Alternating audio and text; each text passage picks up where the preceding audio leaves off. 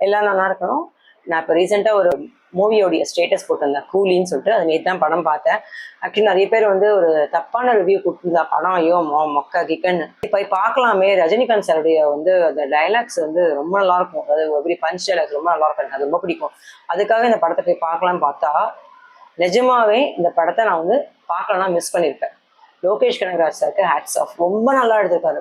Complete commercial movie.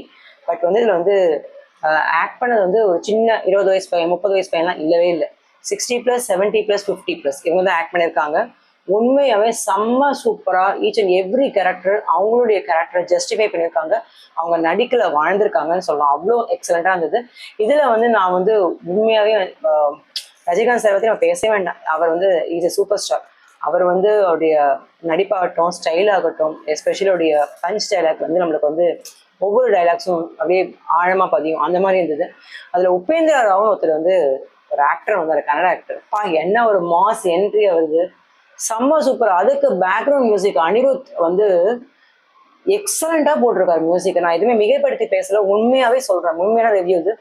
Each and every பிஜிஎமும் அவங்களுடைய என்ட்ரிக்கு ஒரு சாங்ஸும் எக்ஸலண்டா இருந்தது. அதுக்கப்புறம் வந்து இவரும் வந்து சௌபின்னு சொல்லிட்டு ஒரு மலையாள ஆக்டர் நடிக்கிறார் இல்லையா, அவர் வந்து மஞ்சுமீன் பாய்ஸ் நடிச்சார். அவர் வந்து ஒரு படத்துல பாதி சீனுக்கு அப்புறம் பார்த்தோன்னா பயமா இருக்கு அவரை பார்க்கவே. அந்த அளவுக்கு அவர் வாழ்ந்து நடிச்சிருக்காரு. செம்ம ஆக்டிங் அவர். நாகார்ஜுன் சார் கேட்க வேண்டாம். நாகார்ஜுன் சார் எப்பயுமே வந்து இந்த கொஞ்சம் ஒரு ஸ்டைலிஷ் அண்ட் கொஞ்சம் எங்கே தான் இருப்பார். இதில் வந்து உதயம் படத்தில் எப்படி ஃபர்ஸ்ட் படத்தில் நடிக்கச்சு, உதயம் படத்தை வச்சு எப்படி நடந்தாரோ அதே மாதிரி அந்த ஹேர் ஸ்டைலை வச்சு செம்ம ஆக்டிங்கு. ரஜிதா ராம் சொல்லிட்டு ஒரு ஃபீமேல் கேரக்டர், நிஜமா வந்து நம்ம வந்து அப்படி பார்ப்போம். அந்த மாதிரி ஆக்டிங், அந்த அந்த அந்த கேர்ளோட ஆக்டிங் உண்மையாகவே ரொம்ப ரொம்ப சூப்பராக இருந்தது. ரஜினிகாந்த் சார், நாகார்ஜுன், சத்யராஜ், அந்த சௌபின், இந்த ரஜிதா ராம், ஸ்ருதிஹாசன், அப்புறம் வந்து Upendra Rao, each and every character justify பண்ணியிருக்காங்க. தயவுசெய்து ஒரு படம் ரொம்ப கஷ்டப்பட்டு எடுக்கிறாங்க, ஆனால் தயவுசெய்து அதை ஸ்பாயில் பண்ணாதீங்க. ரொம்ப நல்ல மூவி. நம்ம வந்து நான் உண்மையாக தேட்டரில் பார்க்கலாம் மிஸ் பண்ணியிருப்பேன். இடத்துல அதிக வயலன்ஸ் இருக்குது. வயலன்ஸ் இல்லாமல் அதெல்லாம் ஏ சர்டிஃபிகேட் கொடுத்துருக்காங்க.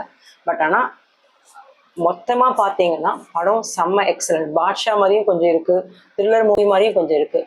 ஸோ ஒரு நல்ல படத்தை வந்து தயவுசெய்து தப்பான விமர்சனம் கொடுத்து ஸ்பாயில் பண்ணாதீங்க. கண்டிப்பாக அந்த படத்தை போய் தேட்டர்லேயே பார்க்கலாம். இம்ப்ரெஸ்டாக இருந்தது படம். எல்லாம் நல்லா இருக்கலாம்.